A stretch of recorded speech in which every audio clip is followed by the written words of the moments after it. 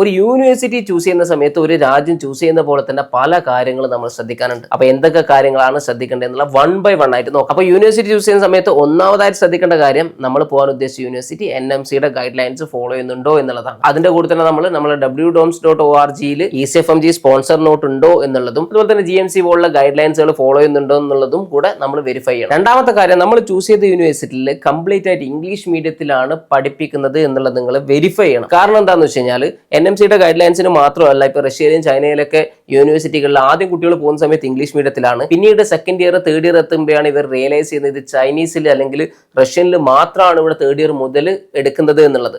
ആ സമയത്ത് നിങ്ങൾക്ക് യൂണിവേഴ്സിറ്റി മാറാനോ അല്ലെങ്കിൽ ഇന്ത്യയിലേക്ക് ആ ഒരു കാരണം കൊണ്ട് തിരിച്ചു വരാനോ ഒന്നും പറ്റൂല. അപ്പൊ അതുകൊണ്ട് നിങ്ങളെ കരിയർ സ്റ്റെക്കായി പോകുന്ന ഒരു കാരണമാണ്. അതുകൊണ്ട് പോകുന്നതിന്റെ മുന്നേ നിങ്ങളെ യൂണിവേഴ്സിറ്റി കംപ്ലീറ്റ്ലി ഇംഗ്ലീഷ് മീഡിയത്തിലാണ് എടുക്കുന്നത് എന്ന് നിങ്ങൾ വെരിഫൈ ചെയ്യണം.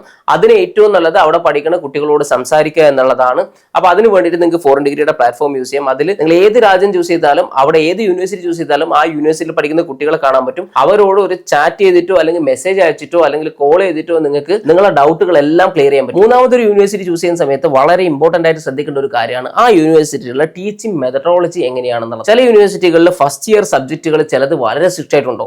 TSMU എന്ന് പറഞ്ഞ യൂണിവേഴ്സിറ്റിയിൽ ഫസ്റ്റ് ഇയറിലെ ഫിസിക്സ് എന്ന് പറഞ്ഞ സബ്ജക്ട് ഏകദേശം 60 to 70% കുട്ടികൾ ഫെയിൽ ആവാറുണ്ട്. അതായത് ആ ഒരു സബ്ജക്ട് പാസ്സാവുന്ന അവിടെ വളരെ പ്രയാസമാണ്, പഠിക്കുന്ന കുട്ടികൾക്ക് പോലും വളരെ പ്രയാസമാണ്. കാരണം എന്താ വെച്ചാൽ അവരുടെ മെത്തഡോളജി അങ്ങനെയാണ്. അതേപോലെ തന്നെ ഈജിപ്തിലെ കൈറോ യൂണിവേഴ്സിറ്റി വളരെ സ്ട്രിക്റ്റ് ആയിട്ടുണ്ടോന്ന യൂണിവേഴ്സിറ്റിയാണ്. നല്ല രീതിയിൽ ഡെഡിക്കേറ്റഡ് ആയിരുന്നു വളരെ ഫോക്കസ്ഡ് ആയിട്ട് പഠിക്കുന്ന കുട്ടികൾക്ക് അല്ലാണ്ട് അവിടുന്ന് പാസ്സാവാൻ പ്രയാസമാണ്. അപ്പൊ ഇങ്ങനെയുള്ള പല യൂണിവേഴ്സിറ്റികളും അപ്പൊ നിങ്ങളുടെ മെന്റാലിറ്റിക്ക് അനുസരിച്ച്, അതായത് നിങ്ങൾക്ക് നല്ല പ്രഷറിലാണെങ്കിലും അത് പഠിക്കാൻ പറ്റും. അതുപോലെ തന്നെ ജോർജിയയിൽ ഇലിയ സ്റ്റേറ്റ് യൂണിവേഴ്സിറ്റി ഉണ്ട്. അതായത് വളരെ ടഫ് ആയിട്ടുണ്ടോന്ന ഒരു യൂണിവേഴ്സിറ്റിയാണ്. മറ്റുള്ള യൂണിവേഴ്സിറ്റിയിൽ ഒരു ടോപ്പിക് പഠിക്കുമ്പോൾ ഇവിടെ 3 ടോപ്പിക്കുകൾ പഠിപ്പിച്ച് കഴിഞ്ഞിട്ടുണ്ടാവും. അതായത് അത് മെഡിസിൻ സ്റ്റുഡൻസിനെ സംബന്ധിച്ചിടത്തോളം വളരെ നല്ലതാണ്. പക്ഷെ എന്താന്ന് വെച്ച് കഴിഞ്ഞാൽ പല കുട്ടികൾക്കും അത് അക്സെപ്റ്റ് ചെയ്യാൻ പറ്റാറില്ല. അപ്പൊ നിങ്ങൾക്ക് അത് ഓക്കെയാണ്, നാട്ടിലൊരു ഗവൺമെന്റ് കോളേജിൽ പഠിക്കുന്നത് പോലെ നിങ്ങൾക്ക് പഠിച്ചു പോകാൻ റെഡി ആണെന്നുണ്ടെങ്കിൽ നിങ്ങൾക്ക് അങ്ങനെയുള്ള യൂണിവേഴ്സിറ്റികൾ ചൂസ് ചെയ്യാം. അതല്ല നിങ്ങൾക്ക് എന്താന്ന് വെച്ചാൽ വല്ലാതെ പ്രഷർ വന്നു കഴിഞ്ഞാൽ ഭയങ്കര ബുദ്ധിമുട്ടാവും. കാരണം 6 വർഷം പഠിക്കാനുള്ളതാണ്. അപ്പോൾ അങ്ങനെ ബുദ്ധിമുട്ടാവുന്നുള്ള കുട്ടികളാണെങ്കിൽ അതിനനുസരിച്ചുള്ള യൂണിവേഴ്സിറ്റി വേണം ചൂസ് ചെയ്യാൻ. ജോർജിയയിൽ ഇല്ലിയ വളരെ സ്ട്രിക്റ്റ് ആയിട്ട് കൊണ്ടുപോകുന്ന പോലെ തന്നെ ഇപ്പൊ SU നോക്കുകയാണെങ്കിൽ SU വളരെ ഫ്രീ ആണ്. അപ്പൊ നിങ്ങൾക്ക് ഒരു പ്രഷർ ഇല്ല എന്നുണ്ടെങ്കിൽ നിങ്ങൾക്ക് പഠിക്കാൻ പറ്റില്ല എന്നുള്ള കുട്ടികളാണെങ്കിൽ SU പോയാൽ വളരെ പ്രയാസമായിരിക്കും. അപ്പൊ യൂണിവേഴ്സിറ്റികളുടെ ടീച്ചിങ് മെത്തഡോളജി ശരിക്കും നമ്മളൊരു യൂണിവേഴ്സിറ്റി ചൂസ് ചെയ്യുന്ന സമയത്ത് കറക്റ്റ്ലി നോക്കേണ്ട കാര്യമാണ്. അതായത് നമുക്ക് പറ്റിയ ഒരു ടീച്ചിങ് മെത്തഡോളജി ആണോ ആ യൂണിവേഴ്സിറ്റി ഉള്ളത് എന്നുള്ളത്. നാലാമത്തെ കാര്യം എന്താണെന്ന് വെച്ച് കഴിഞ്ഞാൽ അവരുടെ ഇയർ ബേ ക്രൈറ്റീരിയയും ഫിൽട്രേഷൻ എക്സാമിനെ കുറിച്ചിട്ട് നമ്മൾ കൃത്യമായിട്ട് അറിഞ്ഞിരിക്കണം. അതായത് ചില യൂണിവേഴ്സിറ്റികൾക്ക് ഈ തേർഡ് ഇയറിൽ എത്തിക്കഴിഞ്ഞ ഒരു ഫിൽട്രേഷൻ എക്സാം ഉണ്ടാവും. ഈ ഫിൽട്രേഷൻ എക്സാം നമ്മൾ പാസ്സായില്ലെങ്കിൽ ഒരിക്കലും നമുക്ക് ഫോർത്ത് ഇയറിലേക്ക് പോകാൻ പറ്റില്ല. അപ്പൊ ഇങ്ങനെയാകുന്ന സമയത്ത് വളരെ നന്നായിട്ട് പഠിക്കുന്ന കുട്ടികൾക്ക് മാത്രമേ അവിടുന്ന് ഫോർത്ത് ഇയറിലേക്ക് പോകാൻ പറ്റുള്ളൂ. ബാക്കിയുള്ള കുട്ടികളൊക്കെ തേർഡ് ഇയറിൽ ഫെയിൽ ആയിരിക്കും. അപ്പൊ അവരൊക്കെ ട്രാൻസ്ഫർ എടുക്കുന്ന ഒരു രീതി ഞാൻ പൊതുവെ കണ്ടുവന്നിട്ടുണ്ട്.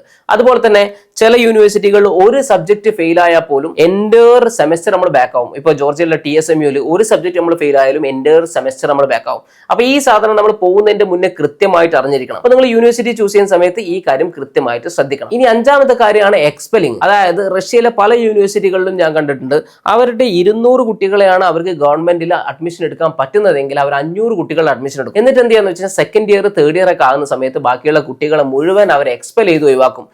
ഇങ്ങനെ സംഭവിക്കുന്ന സമയത്ത് നിങ്ങൾ ആദ്യത്തെ 2 കൊല്ലം പഠിച്ചിട്ട് മൂന്നാമത്തെ കൊല്ലമായിരിക്കും എക്സ്പെൽ ആവുന്നുണ്ടാവും. അപ്പൊ നിങ്ങളുടെ കരിയർ ഇൻ ബിറ്റ്വീൻ സ്റ്റെക്കായി പോകുന്ന ഒരു പ്രശ്നം വരും. അതുകൊണ്ട് നിങ്ങൾ ചൂസ് ചെയ്യാൻ ഉദ്ദേശിച്ച യൂണിവേഴ്സിറ്റിയിൽ ഇതുപോലെ എക്സ്പെല്ലിംഗിന്റെ ഇഷ്യൂ ഉണ്ടോ എന്നുള്ളത് നിങ്ങൾ കൃത്യമായിട്ട് വെരിഫൈ ചെയ്യണം. ആറാമതായിട്ട് നമ്മൾ ഒരു യൂണിവേഴ്സിറ്റി ചൂസ് ചെയ്യുമ്പോൾ നോക്കേണ്ട കാര്യമാണ് ആ യൂണിവേഴ്സിറ്റിയിൽ എത്രമാത്രം ക്ലിനിക്കൽസ് കുട്ടികൾക്ക് കിട്ടുന്നുണ്ട് എന്നുള്ളത്. അതായത് നിങ്ങൾ എന്ത് ചെയ്യുന്ന വെച്ചാൽ അവിടെ പഠിക്കുന്ന കുട്ടികളോടും അവിടുന്ന് പഠിച്ചിറങ്ങിയ ഡോക്ടേഴ്സിനോടും കണക്ട് ചെയ്ത് സംസാരിക്കുക.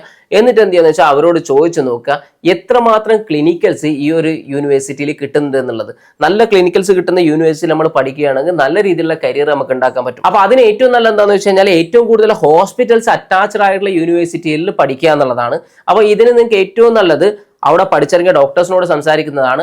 അതിനുവേണ്ടി നിങ്ങൾക്ക് ഫോറിൻ ഡിഗ്രീന്റെ പ്ലാറ്റ്ഫോമിലേക്ക് വന്നിട്ട് ഏതെങ്കിലും ഒരു യൂണിവേഴ്സിറ്റി ചൂസ് ചെയ്യുകയാണെങ്കിൽ അവിടുന്ന് പഠിച്ചിറങ്ങി ഡോക്ടറായിട്ട് കറന്റ് വർക്ക് ചെയ്യുന്ന ഡോക്ടേഴ്സിനെ കണക്ട് ചെയ്യാൻ വേണ്ടിയിട്ടുള്ള ഓപ്ഷൻ ഉണ്ട്.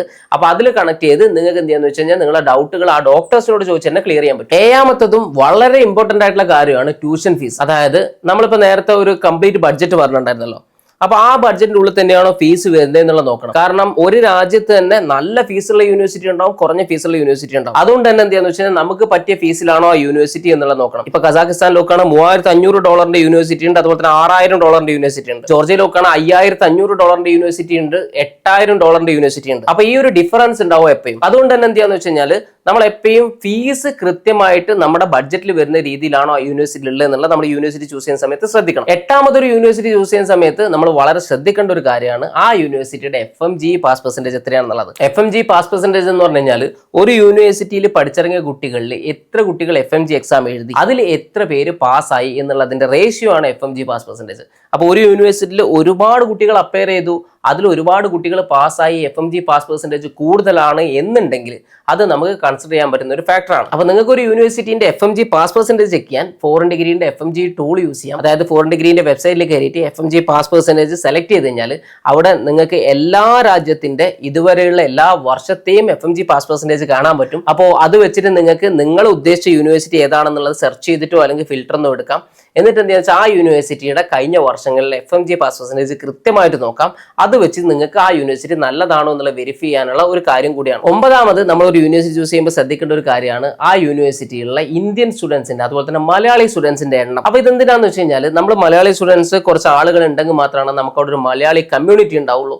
അങ്ങനെയാണെങ്കിലാണ് നമുക്ക് നല്ലൊരു സ്റ്റുഡന്റ് ലൈഫ് ആ യൂണിവേഴ്സിറ്റിയിൽ ഉണ്ടാവുക. കാരണം എന്താ വെച്ച് കഴിഞ്ഞാൽ പല രാജ്യങ്ങളിലും ഒരു സ്റ്റേറ്റിൽ ഒരു യൂണിവേഴ്സിറ്റി ഉണ്ടാവും, പിന്നെ അടുത്ത സ്റ്റേറ്റിലാണ് അടുത്ത യൂണിവേഴ്സിറ്റി ഉണ്ടാവുക. ഇപ്പോൾ ഉസ്ബെക്കിസ്ഥാനിൽ നോക്കുകയാണെങ്കിൽ താഷ്കന്തിൽ ഒരു യൂണിവേഴ്സിറ്റി, അത് കഴിഞ്ഞിട്ട് പിന്നെ അടുത്ത യൂണിവേഴ്സിറ്റിയുള്ള സമർഖന്ദിലാണ്. അതുകൊണ്ട് തന്നെ എന്ത് ചെയ്യാന്ന് വെച്ചാൽ നമ്മൾ പഠിക്കുന്ന സ്ഥലത്ത് കുറച്ച് കൂടുതൽ മലയാളി സ്റ്റുഡൻസ് ഉണ്ടെങ്കിലേ നമുക്ക് അവിടെ ഒരു മലയാളി കമ്മ്യൂണിറ്റി ഉണ്ടാവുള്ളൂ, നല്ല രീതിയിലുള്ള ലൈഫ് ഉണ്ടാവും. ഇപ്പൊ ജോർജിയയിൽ നോക്കുകയാണെങ്കിൽ ജോർജിയയിലെ എല്ലാ യൂണിവേഴ്സിറ്റികളും ടിബിലിസി തന്നെയാണ്. അതുകൊണ്ട് തന്നെ ജോർജിയയുള്ള സ്റ്റുഡന്റ് ലൈഫ് എന്ന് പറഞ്ഞ ഒരു എക്സ്ട്രാ ഓർഡിനറി സ്റ്റുഡന്റ് ലൈഫാണ്.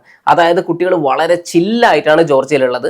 ആ ചില്ലിന്റെ കൂടെ പഠിപ്പ് കൂടെ നമ്മൾ അതുപോലെ കൊണ്ടുപോവുകയാണെങ്കിൽ നമ്മളെ കരിയറും അതുപോലെ തന്നെ ലൈഫും അടിപൊളിയായിരിക്കും. ഞാനിത് പ്രത്യേകം എടുത്ത് പറയാനുള്ള കാരണം എന്താണെന്ന് വെച്ച് കഴിഞ്ഞാൽ ഇപ്പൊ സെർബിയ, ബോസ്നിയ പോലുള്ള രാജ്യങ്ങളിലുള്ള വളരെ ഒറ്റപ്പെട്ട യൂണിവേഴ്സിറ്റികളിലേക്ക് കുട്ടികൾ പോകാറുണ്ട്. അപ്പൊ ഇങ്ങനെ പോകുന്ന സമയത്ത് നിങ്ങൾ അവിടെ എത്തുന്ന സമയത്ത് നിങ്ങൾക്ക് മറ്റുള്ള കുട്ടികൾ ആരും ഇല്ലാതെ വളരെ ഒറ്റപ്പെട്ട ഫീല്, ഒരു ലോൺലിനെസ് ഉണ്ടാവും. അതിന് വേണ്ടിയിട്ടാണ് ഞാൻ കൃത്യമായിട്ട് യൂണിവേഴ്സിറ്റി ചൂസ് ചെയ്യുന്ന സമയത്ത് നിങ്ങൾ മലയാളി സ്റ്റുഡൻസിന്റെ എണ്ണം നോക്കണം എന്നുള്ളത് പറഞ്ഞത്. ഇനി പത്താമത്തെ കാര്യം എന്താണെന്ന് വെച്ച് കഴിഞ്ഞാൽ ലിവിംഗ് എക്സ്പെൻസ് ആണ്. എങ്ങനെയാണ് ഈ ലിവിംഗ് എക്സ്പെൻസ് യൂണിവേഴ്സിറ്റി തമ്മിൽ കണക്ട് ആവുന്നത്? അതായത് നമ്മളൊരു യൂണിവേഴ്സിറ്റി ചൂസ് ചെയ്യുന്ന സമയത്ത് ചിലപ്പം ഞാൻ ഈ പറഞ്ഞല്ലോ ഓരോ സ്റ്റേറ്റുകളിൽ ചിലപ്പോൾ ഓരോ യൂണിവേഴ്സിറ്റികളാണ് ഉണ്ടാവും. അപ്പോൾ എന്ത് ചെയ്യാന്ന് വെച്ചാൽ ആ സ്റ്റേറ്റിലെ ലിവിംഗ് എക്സ്പെൻസും അടുത്ത സ്റ്റേറ്റിലെ ലിവിംഗ് എക്സ്പെൻസും വ്യത്യാസം ഉണ്ടാവും. നമ്മൾ ചിലപ്പോൾ ഒന്നിച്ച കൺട്രിയുടേതായിരിക്കും നോക്കിയിട്ടുണ്ടാവും. ചിലപ്പം ആ യൂണിവേഴ്സിറ്റി നിൽക്കുന്ന സ്ഥലത്ത് എക്സ്പെൻസ് കൂടുതലോ കുറവോ ആയിരിക്കാം. ഫോർ എക്സാമ്പിൾ ഇപ്പോൾ ബൾഗേറിയയിൽ പ്ലവൻ എന്ന് പറഞ്ഞിട്ടുള്ള സ്റ്റേറ്റിൽ ഏകദേശം 30,000 രൂപയുടെ താഴെ മാത്രമാണ് നമുക്ക് ലിവിംഗ് എക്സ്പെൻസ് വരുള്ളൂ. അതേ സമയത്ത് നമ്മൾ പ്ലോഡിവിലോ വെർണയിലേക്ക് എത്തുന്ന സമയത്ത് 45,000 മുതൽ 50,000 വരെ കൂടാനുള്ള സാധ്യത. അതായത് നമ്മൾ യൂണിവേഴ്സിറ്റി നിൽക്കുന്ന ലൊക്കേഷനനുസരിച്ച് നമ്മുടെ ലിവിംഗ് എക്സ്പെൻസ് മാറാൻ സാധ്യതയുണ്ട്.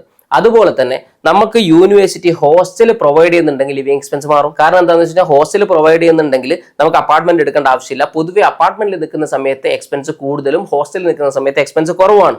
ഇപ്പോൾ ഉസ്ബെക്കിസ്ഥാനിലുള്ള ഭൂരിഭാഗം യൂണിവേഴ്സിറ്റികൾക്കും ഹോസ്റ്റൽ ഉള്ളതുകൊണ്ട് തന്നെ അവിടെ എക്സ്പെൻസ് കുറയാറുണ്ട്. എന്നാൽ ജോർജിയയിൽ ഭൂരിഭാഗം കുട്ടികളും അപ്പാർട്ട്മെന്റിലാണ് നിൽക്കാറുള്ളത്. അതുകൊണ്ട് തന്നെ ലിവിംഗ് എക്സ്പെൻസ് കുറച്ച് കൂടുതലാണ്. ഏകദേശം 25,000 രൂപയുടെ അടുത്ത് ലിവിംഗ് എക്സ്പെൻസ് ജോർജിയയിൽ ഏറ്റവും കുറഞ്ഞത് വരും. അതുകൊണ്ട് തന്നെ യൂണിവേഴ്സിറ്റി ചൂസ് ചെയ്യുന്ന സമയത്ത് ആ യൂണിവേഴ്സിറ്റിയുടെ ലൊക്കാലിറ്റിയിലുള്ള ലിവിംഗ് എക്സ്പെൻസ് കൂടെ നമ്മൾ കൺസിഡർ ചെയ്യേണ്ട ഒരു ഫാക്ടറാണ്. അപ്പൊ നമ്മൾ ഈ പറഞ്ഞ കാര്യങ്ങളാണ് ശരിക്കും ഒരു യൂണിവേഴ്സിറ്റി ചൂസ് ചെയ്യുന്ന സമയത്ത് നമ്മൾ ശ്രദ്ധിക്കേണ്ടത്. യൂണിവേഴ്സിറ്റികളെ കുറിച്ചുള്ള സ്പെസിഫിക് ആയിട്ടുള്ള ഡീറ്റെയിൽ ആയിട്ട്, അതായത് ഓരോ യൂണിവേഴ്സിറ്റികളെ കുറിച്ചിട്ടും അവിടുത്തെ എഡ്യൂക്കേഷൻ മുതൽ സ്റ്റുഡന്റ് ലൈഫ് മുതൽ എല്ലാ കാര്യങ്ങളും A to Z ഡീറ്റെയിൽ ആയിട്ട് പറയുന്ന വീഡിയോസ് നമ്മളെ യൂട്യൂബ് ചാനലുണ്ട്. അപ്പോൾ നിങ്ങൾക്ക് ഏതെങ്കിലും യൂണിവേഴ്സിറ്റിന്റെ വീഡിയോ ആണെങ്കിൽ ആ യൂട്യൂബ് ചാനലിൽ ചെക്ക് ചെയ്ത് കഴിഞ്ഞാൽ ഓരോ യൂണിവേഴ്സിറ്റിയുടെ വീഡിയോസ് കാണാൻ പറ്റും. അത് കണ്ടിട്ട് നിങ്ങൾക്ക് യൂണിവേഴ്സിറ്റിനെ കുറിച്ച് ഡീറ്റെയിൽ ആയിട്ട് മനസ്സിലാക്കാം. ഇപ്പോൾ ഒരു കുട്ടിക്ക് പറ്റിയ ബെസ്റ്റ് യൂണിവേഴ്സിറ്റി കണ്ടുപിടിക്കുക എന്ന് പറഞ്ഞു കഴിഞ്ഞാൽ അത് ഓരോ കേസുകൾക്കനുസരിച്ചും ഓരോ കുട്ടിക്കനുസരിച്ചും മാറുന്നതാണ്.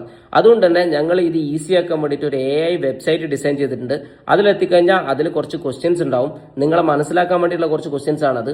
അപ്പോൾ ആ ക്വസ്റ്റ്യൻസ് നിങ്ങൾ കൃത്യമായിട്ട് ആൻസർ ചെയ്താൽ നിങ്ങൾക്ക് പറ്റിയ ഏറ്റവും ബെസ്റ്റ് ആയിട്ടുള്ള യൂണിവേഴ്സിറ്റി നമ്മുടെ AI സോഫ്റ്റ്വെയർ നിങ്ങൾക്ക് വേണ്ടി കണ്ടുപിടിച്ചു. അപ്പോൾ ഈ ഒരു ടൂൾ നിങ്ങൾക്ക് യൂണിവേഴ്സിറ്റി റിസർച്ചിന് വേണ്ടി ഉപയോഗിക്കാൻ പറ്റുന്നതാണ്.